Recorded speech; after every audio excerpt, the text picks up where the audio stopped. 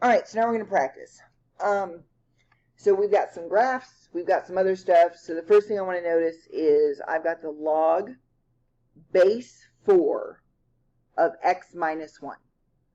So the way I read this is the log base 4 of x minus 1. So my base is 4. That tells me that it's increasing. So when I read this graph from left to right, he's decreasing, so it's not him.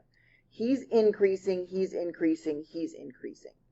Okay, I do know that every logarithmic function will travel through the point 1, 0 unless I move it.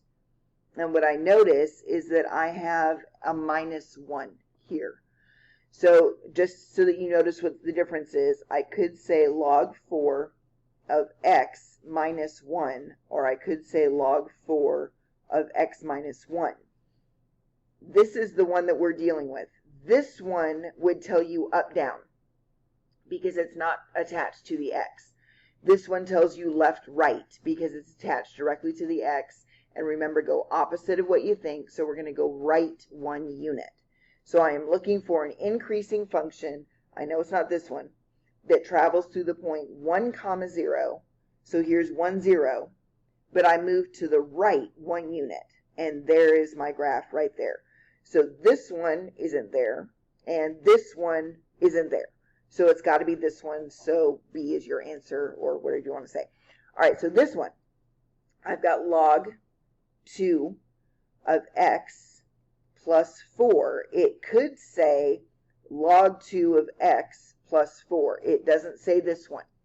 Okay, this one would tell you left, right, because this one is just a plus 4 at the end. That tells you up, down.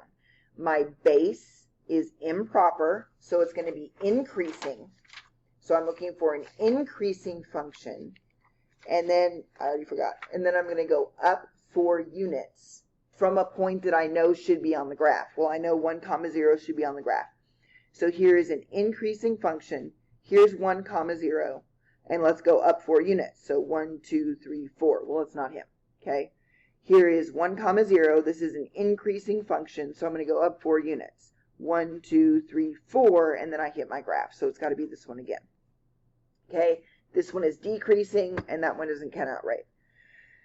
All right, so now I want to start evaluating some of these things. So just like with the exponentials, we should be able to do these ones in our heads. And what I would like to do is notice there's no equals sign. We can always slap an equals x on there if you want to, if that makes you happier. The next thing I notice is there's not a base written. So my options, if I don't see a base, is it's either 10 or e. And since this is not the natural log, that means that this is in base 10. So my strategy is going to be, if there's a log on one side and a not log on the other, I'm going to change it into exponential and go from there. Okay, so this is 10. I'm going to do the little backward circle, raised to the x power equals, and then I've got 0.123. All right, so 1, 2, 3 zeros. Now, this is the same thing as a power of 10. You can't see. All right, power of 10. So how many times did I move my decimal place from here? I did 1, 2, 3, 4. So that's actually the same thing as 10 to the negative 4th power. Okay? And so that would mean that I've got my 10 and I move it 3 or 4 times. Sorry, 1, 2, 3, 4. I think I just butchered that problem. Hang on. Wait. Pause the problem. Just remember, all you're doing is moving your decimal point back and forth, okay? So if you have 10 raised to the negative 4th power, dadgummit. Hang on. Okay, for the love. You're just moving your decimal place. You've got 1s and 0s. So since my decimal place is naturally right here, I moved it 1, 2, 3, 4 to the left, which is why it's negative. The other way you could do this, which is what I was trying to think in my little fat head, is if you read this out loud, this is tenths, hundredths, thousandths, 10,000ths. Okay? So that's the same thing as 1 over 10,000. Well, now, how many zeros do you have? I've got 4 zeros. And now raise that to the top and you get a negative 4. Bottom line is that this whole thing is a different way to write -4. Log base 10 of 0.0001 is -4 because that's the power you would raise 10 to get this answer. All right, so do it again. I have this problem right here, and I can always slap an equals x on there. So I'm going to change it into exponential. So I have 15 to the x power is 225. Well, I know if I square 15, I'll get 225. So 15 to the x power is the same thing as 15 squared. So x must be 2. Okay, so log 15 of 225 is a different way to write 2. They mean the same thing. Okay, so this is another one that you want to keep track of. Put an equals x. I got a log on one side, not log on the other, so I'm going to change it into exponential. So I've got 17 raised to the x power equals 1. Well, what power do I raise any number to get an answer of 1? And that's going to be a 0. So 17 to the 0 power is 1. So here's a property you just learned. If your argument, or the stuff in parentheses, if your argument is 1, your answer is 0. I don't care what your base is. So my base is 17 here. I don't care. If this is a 1, your answer is 0. Because any number to the 0 power is going to be 1. All right, so let's do a few more. We have, we're going to evaluate this one. So I see a few weird things. First of all, I see natural log. That tells me I'm in base E. So I can rewrite that as the natural log. Remember, that's just an E sitting there that we're too lazy to write. And I'm going to rewrite this as E squared, but I'm taking a cubed root.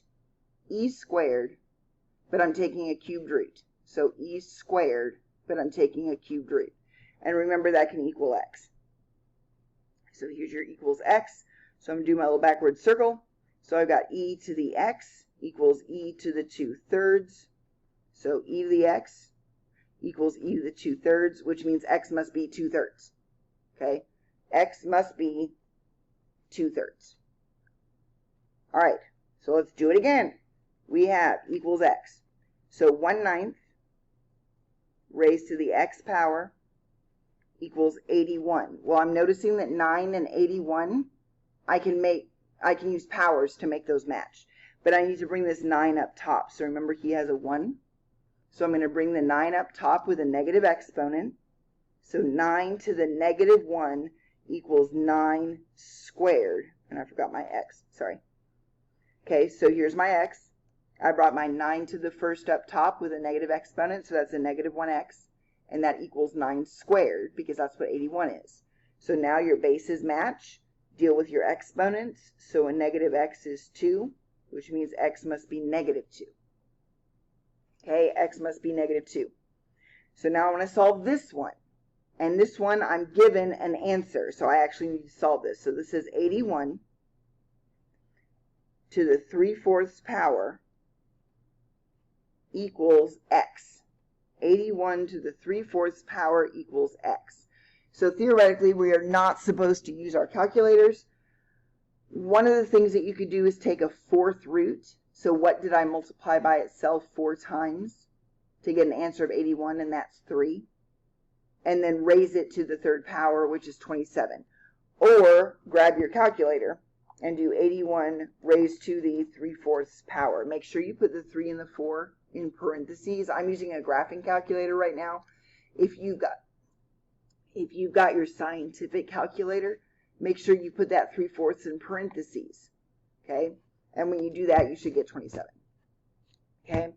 So I've got a 27 here. This one, this just says to solve this. All right, so I've got 2 to the 4th equals 5x.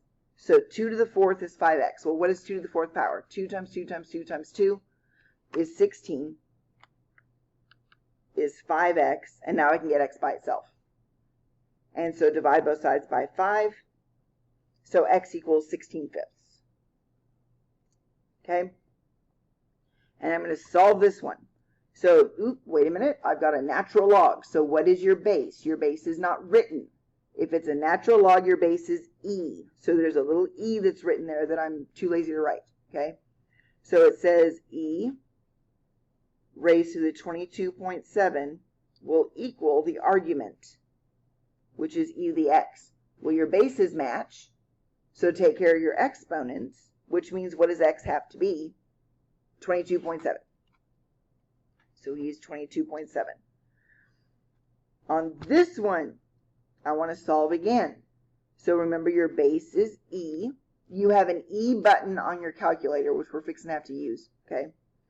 But this says e to the 5th power equals 6x plus 7. So remember, this is just a number. That's a number. So I'm going to get x by itself. So I'm going to subtract 7. So I get e to the 5th minus 7 equals 6x. And then I'm going to divide both sides by 6. So in your calculator, do e to the 5th first. So you'll have to look around and find it. But do e to the 5th first.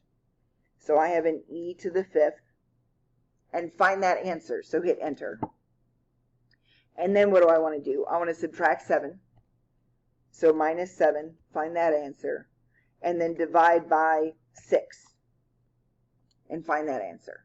So your answer on this one, rounded to 2 decimal places, is 2357. So 2357. Okay?